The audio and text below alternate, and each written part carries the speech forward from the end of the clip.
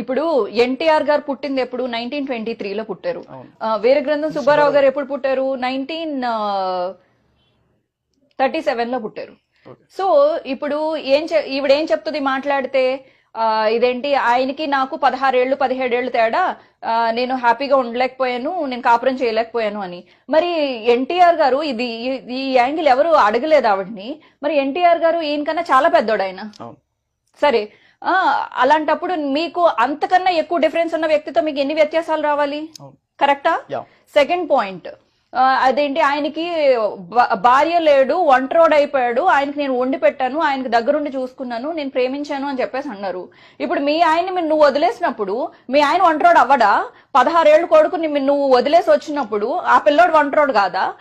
నువ్వు ఏ విధంగా నువ్వు కరెక్ట్ వైఫ్వి, ఏ విధంగా కరెక్ట్ తల్లివి నువ్వు? ఇప్పుడు ఈ రోజు వచ్చి మాట్లాడడానికి కొంచెమైనా ఉండాలి.